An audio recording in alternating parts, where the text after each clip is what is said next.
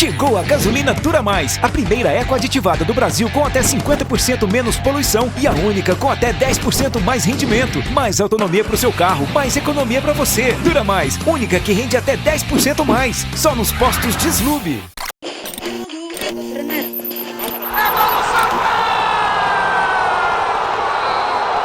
Fala, massa coral, bom dia, boa tarde, boa noite. Estamos aqui para o pós-jogo, né?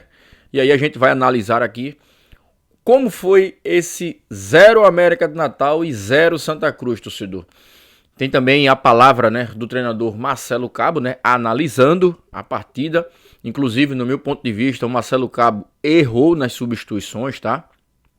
Não tinha necessidade do Marcelo Cabo recuar tanto o time como recuou naquela segunda etapa, até porque o Santa Cruz era o líder, ou ainda é o líder do campeonato, tinha totais condições de jogar no segundo tempo para conseguir uma vitória, e o Santa Cruz não deu um chute no gol nesse segundo tempo.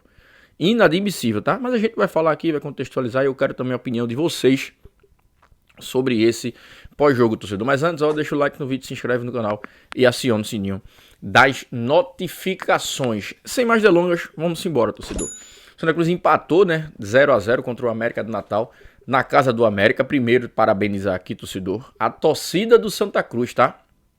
Inclusive, a gente já tá editando todo o material que foi colhido pelo nosso repórter cinegrafista, né, o Paulo Henrique.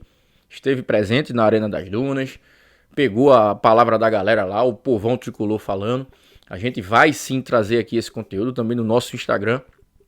E parabenizamos os mais de 3 mil tricolores que estiveram presentes na Arena das Dunas, torcedor. Esse torcedor do Santa é fenomenal, essa torcida é fantástica. Então, parabéns. E no próximo domingo, lugar de torcedor é no Arruda, para o Santa Cruz vencer o Santa Cruz do Rio Grande do Norte. Mas aí, torcedor, vamos analisar o jogo, tá? Dois tempos distintos. No primeiro tempo, o Santa Cruz combateu, o Santa Cruz bateu de frente com o América. O América teve uma ligeira vantagem no primeiro tempo, até porque jogando em casa, seu torcedor em maior número.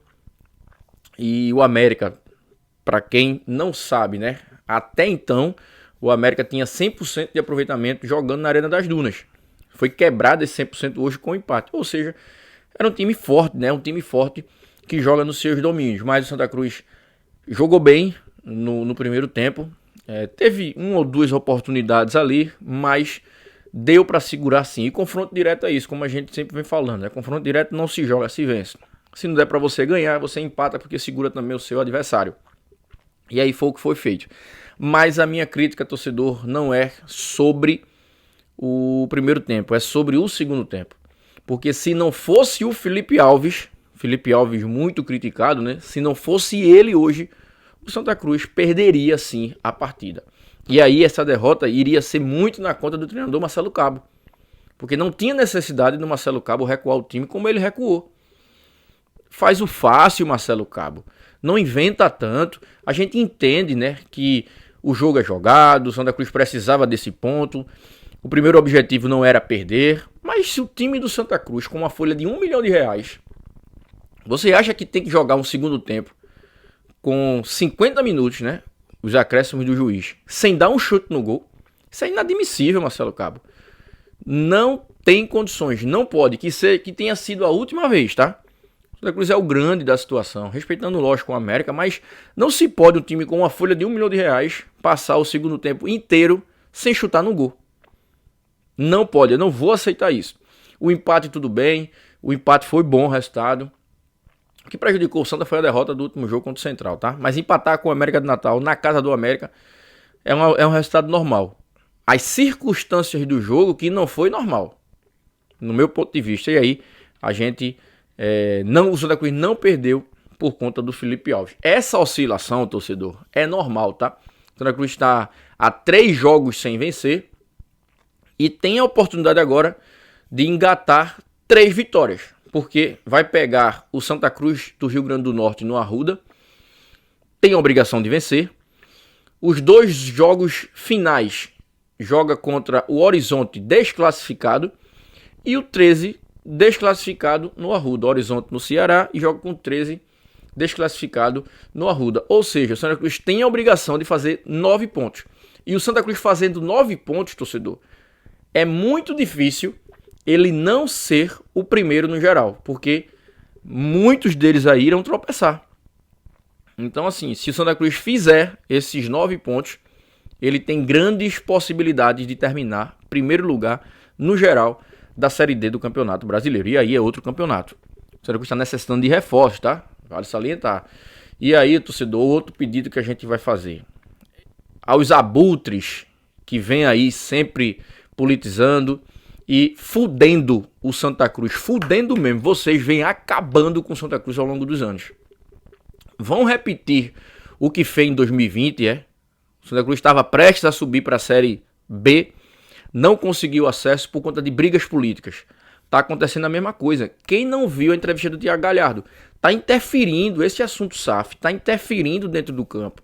Essas brigas, essas picuinhas, essas conversinhas fora de politicagem aí, tá interferindo dentro do campo. O Galhardo falou, e a gente tem informações de outros atletas também. Tem a questão dos salários atrasados. Vocês estão atrapalhando. Essa vagabundagem novamente vai acontecer. Vocês vão prejudicar novamente um acesso do Santa Cruz por conta dessas brigas políticas. Tá na hora de parar. Vocês já acabaram com o Santa Cruz ao longo desses últimos anos. E não querem deixar o Santa Cruz, pelo menos, ter um acesso para a Série C. Todo mundo sabe, o culpado vão ser vocês, se isso não acontecer. Tá bom? Então a gente pede aí, que vocês parem com essa politicagem e que não prejudique ainda mais o Santa Cruz. Vamos agora ver o que o Marcelo Cabo falou na sua análise. Marcelo Cabo, que no meu ponto de vista errou feio. Não se pode ter um segundo tempo do jeito que o Santa Cruz teve, sem sequer dar um chute num gol. Outro detalhe, torcedor, parabenizar a boa partida do William Alves, tá? O William Alves fez uma baita partida, um bom jogo, para um jogador que não vinha jogando, que não vinha sendo titular. O William Alves foi muito bem hoje. E o ponto negativo, no meu ponto de vista, o pior do jogo novamente, no meu ponto de vista, foi Yuri Ferraz. Na tela agora, o treinador Marcelo Cabo. Sofreu um pouco mais nos jogos que fez longe do Arruda, essa partida de hoje diante do América. E para culminar, chega aquele ponto que o senhor até falou, 23 pontos era uma pontuação que poderia classificar. É uma pontuação que já deixa o Santa Cruz na próxima fase da competição. Eu queria que o senhor falasse sobre essa partida, sobre o desempenho do time e a classificação antecipada. Boa noite. Boa noite a todos. Eu acho que a gente fez um primeiro tempo muito equilibrado, com boas ações, principalmente a gente teve uma superioridade no meio-campo, e onde a gente detectou esse espaço. E aí só você vê o primeiro tempo a atuação do Galhardo e do Balotelli, do William Júnior, com muito espaço para jogar, criamos esse espaço. Criamos boas oportunidades, de jogo combinado, de transição, só que a gente voltou a falhar muito no último terço, na pré-assistência, na definição, posso dizer assim. E aí foi um primeiro tempo muito equilibrado. A gente, o América chegou muito na bola parada, mas no primeiro tempo assim, nem o que eles têm de forte, que é o arremate de fora da área, não conseguiram, e bolas cruzadas, claro que é um time muito qualificado, um time organizado. E aí a gente vai para o intervalo, assim, bem satisfeito do que a gente desenvolveu no primeiro tempo. Poderíamos ter até saído na frente do placar, como o América, como ressaltei, um jogo muito equilibrado. E aí no segundo tempo eles adiantaram a marcação para que a gente não fizesse essa construção para chegar no meio campo, e o encaixe deles foram melhor dentro do nosso campo, e a gente teve um pouco de dificuldade sim de sair de trás. E aí a gente tentou ali, e eles criaram volume, E aí é a hora de você também entender, Você está numa luta ali, tipo uma luta de boxe. Os caras estão te encostando ali perto das cordas, você tem que estar com um mecanismo preparado e treinado para poder sair das cordas. E aí nós treinamos essa situação que eu mudei, com a entrada do Favela e do Renato, foi treinado. E aí eu confesso que vocês até os 15, 20 minutos eles tiveram um volume alto, com finalizações de fora da área, com bons cruzamentos, e a gente não conseguia sair de trás. E aí com as alterações a gente conseguiu equilibrar. A gente acabou equilibrando, ficou um jogo ali, eles com a bola, mas a gente sem sofrer o perigo, e o jogo se desenhou para a gente pudesse fazer a transição. encaixar ali 2, 3 boas transições para tentar fazer o gol, que também não houve. Houve 1 ou 2 boas oportunidades. Mas eu falo que algumas coisas me agradaram bastante nesse jogo. Primeiro, nós classificamos hoje com 3 rodadas de antecedência. Isso aí tem que se ressaltar. Isso é um fruto de muito trabalho. Nós somos líder da chave, né? Então, olha só, a gente precisa entender os contextos, né? Então, assim, a gente veio aqui, pegamos uma equipe que não havia tomado gol dentro de casa e não havia deixado ponto dentro de casa, né? O América tinha 4 jogos, 4 vitórias e foi os primeiros pontos que arrancaram aqui dentro. Então, a gente faz o América perder 2 pontos, porque era um jogo de 6 pontos, né? Se o América ganha da gente, ele passa a gente. Então, a gente tem que entender a competição que está jogando. Era um jogo de 6 pontos. E a gente precisava, se não desse para vencer, a gente não poderia perder. Você vê, o campeonato de turno e retorno tem uma coisa do confronto direto, né?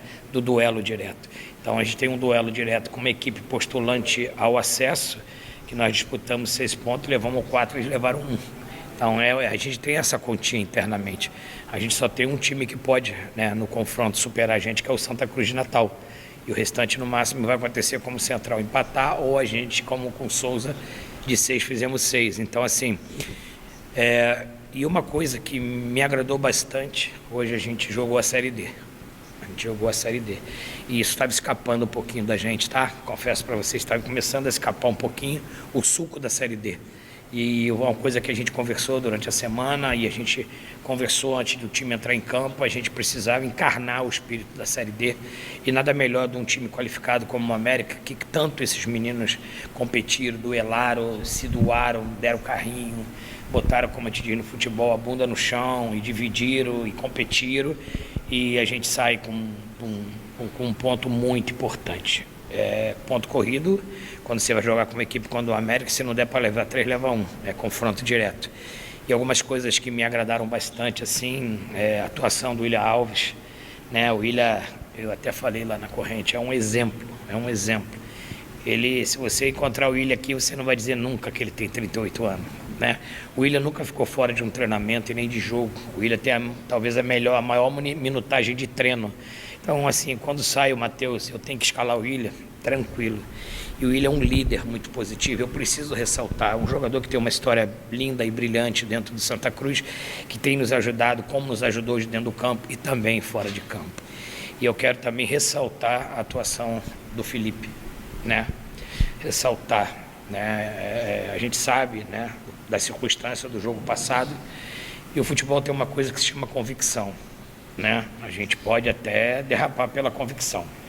Tem uma coisa que difere, eu falo bem isso, falo sempre.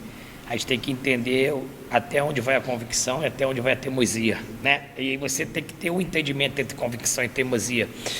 Eu tenho convicção no Felipe, eu acho que ele demonstrou a sua história, e numa semana que nós conversamos, teve reunião, ele foi humilde em ouvir o que ele precisava ouvir, trabalhou muito. O Medeiros, nosso preparador de goleiro, trabalhou bastante, principalmente o mental dele, e ele entrega essa atuação ao nosso torcedor. Então, assim, nós estamos bem servidos de goleiro, Felipe, Kennedy, Moisés, e assim, a gente precisa... Eu sou o treinador, eu tenho que pagar o preço, né? Eu tenho que pagar para ver, eu tenho que ter convicção.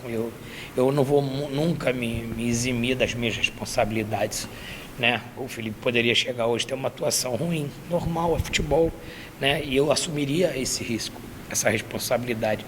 Grato a Deus por ele ter dado essa atuação brilhante para ele, que nos garantiu o ponto, que nos classifica e nos mantém na liderança. Então, foi um jogo importantíssimo. Não saímos com a vitória, talvez não fizemos a nossa melhor atuação no campeonato, mas entregamos o que é a Série D aqui dentro da arena hoje.